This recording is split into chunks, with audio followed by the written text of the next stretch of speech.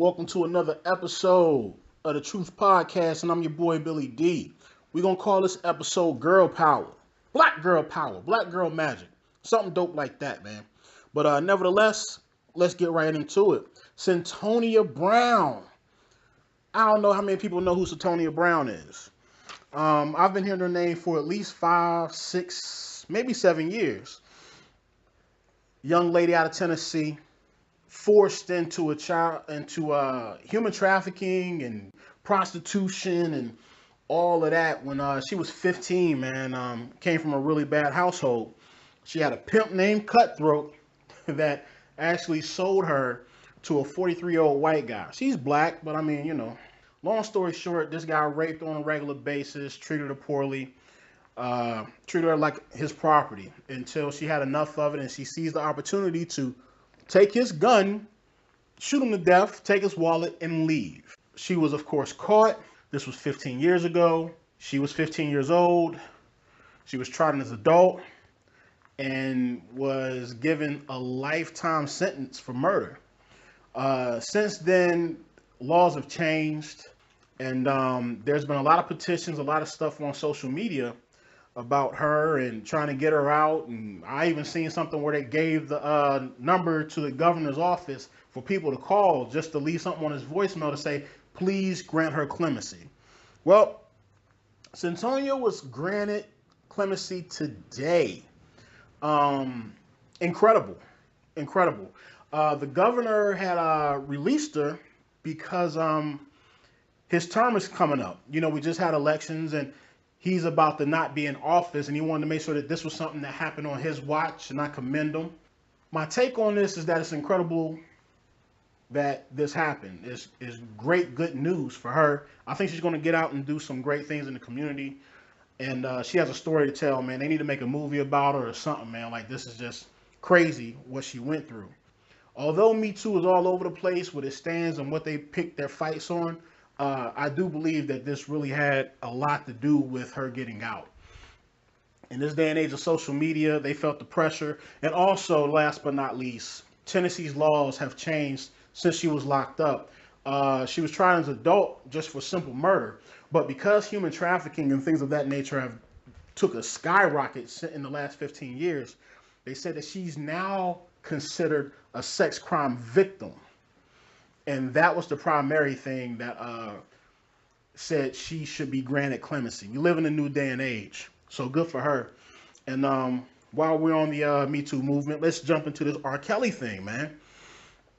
For those who don't know, there's a Lifetime docuseries, 6 hours worth of surviving R. Kelly on the speculations for years that we all know about. A lot of these women from his past have come forward. They're telling stories, whether they dated him or ran into him or was held captive by him or whatever, right? So this is a rough one because it's a double-edged sword.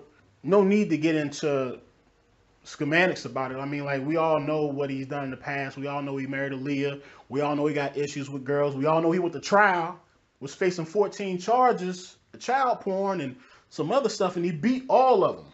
All of them. He beat every single case, I think back in 03, 02.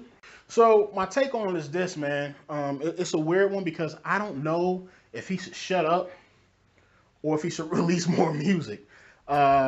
His scans, his streams on Spotify, they actually went up 16% over the weekend when this docuseries was released. And there's something about R. Kelly, man, like, all he got to do is release music. All you got to do is listen to his music, and it makes you forget of this man's transgressions, man. Like, it's crazy. He didn't want it released, but he sent a Lifetime cease and desist order, and they did neither. They still released it, and it's crazy that he did that. Meanwhile, they got his brothers on here giving, he got his oldest brother, a young brother, like family members, people that his teachers. They got all these people that you would seemingly think would like hold him down. And if not hold him down, at least shut up. Nah, man, one of his brothers is in jail. And they went to jail and he gave an interview. I kind of want to say maybe he should like do business as usual. Release a song, address it. But at the same time, I don't know, like you don't want to do any more damage, or maybe you just want to lay low and keep it moving and let it pass over. My other take on it is this, man. You got to watch out for the people that are in this docuseries, namely people like Sparkle. Sparkle was a young lady who was an artist back in the 90s, maybe early 2000s, when you better be careful what you say to me. That was my joint. Well, that was her. And she claims that it was her 15-year-old niece that was in the video that he was pissing on. She's crying. She's telling the story and how it's messed up her family. And look, that's tragic. It's crazy because that kind of stuff can mess your family up. And once the docuseries drops, she releases the fact that, oh, and by the way, go pick up my new single. I'm not with it, man. It kind of takes away from your credibility when you clout chase. But worse than her, and I'm probably going to get some flack for this, but I don't care. His wife, Andrea Kelly. Yeah, Andrea Kelly. She's on here crying about the girls, the cat being held captive, this, that, you know what I mean? And the problem that I have with her is, you still got his last name. You would think if you're that hurt and if you're that traumatized, that the first thing you want to do is get rid of that name. You got to see that name everywhere you sign it. You got to be called it. Like, who wants to be reminded of the person who beat them? Who wants to be reminded of a person who abused you? So, like, until you change your name and you at least show some kind of, get rid of the name to show that, like, you don't want to be associated with it. Show that you don't want to be associated with it no more. And then I think people can take you more seriously. But until you do that, I think you need to shut up and wear your last name with pride. Because you got to be proud to have you. You had a long time to change the name and you got the money to do it. So I'm not with that, man. I'm not with that. We'll see how that go, because it's more to come, and I haven't even seen all of it yet, but I had to get that out. And last but not least, I wanted to talk about Camilla Campbell. On the flip side of this, you got to end on a good note. This is a young lady in Florida who was taking the SATs, and she made a 900. She was unhappy with her grade or her score, so she went and got a tutor. She studied her butt off. She came back and scored a 1230, a 330-point jump on your SAT. That is insane. The SAT Commission or the Board of Education or whoever you want to call it is calling her a cheater. I didn't like the story to begin with because it's a black girl. And then I did some more research on it, and I felt like they might have been singling her out. And they said that it was score invalidity. And all that means is they found some similarities in answers with other students who also took the test. So just like some weird anomalies that make you say, wait a minute, something ain't right here.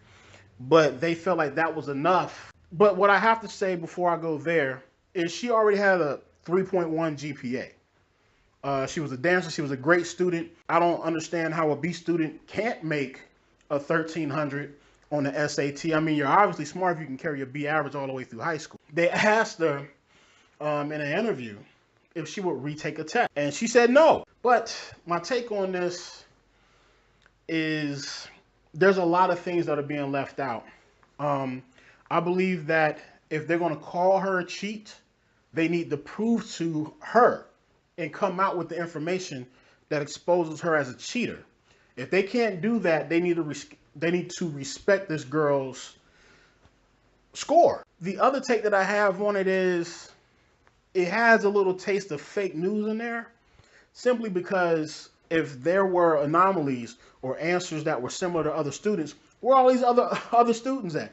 How come they're not on the news? How come that's not a headline too? It just kills me when it's a group of people that something happens to, but only one person gets their story out there. So that kind of, muddies the water. And I don't know who it muddies the water for, whether it's for her or for the testing commission. And last but not least, man, when I seen on this interview, she's with Benjamin Crump, and I just personally don't. I'm not gonna say I don't like him because he's doing good work. Like, I mean, good work as in he's doing God's work. Like he's representing for disenfranchised black folks out there when it's a civil rights issue at hand. I appreciate that he's out there doing it, but he just does not come across competent to me, man. Like his speech is bad. It sounds like he just learned the words that he's speaking. He doesn't. He represented Trayvon Martin, and I mean, look at George Zimmerman is still running around here. It just kills me how I don't know if he's ambulance chasing or if people are chasing him down. I thought it was just a Florida thing, but I also remember him being in the Mike Brown case. And if I'm not mistaken, in the Mike Brown case, that cop got off too. It's just I think Benjamin Crump is not the man for the job. And I mean, I know Johnny Cochran ain't around no more, and everybody else is doing their own thing, but I think we need to get Crump up out of here, man. He's not a good representative, and he's not getting these people what they want. That being said, I tip my hat to the young lady. These are situations where Me Too is playing its part, and it is getting results for black women that are victims. That's what's up. I'm sure I'll cover some other topics in the near future about Me Too because there's so many to cover. But that's it for now. We ran a little bit late, but this is your boy. Thanks for tuning in to the Truth Podcast. And remember, if you don't have an opinion, you can always use mine. Chill.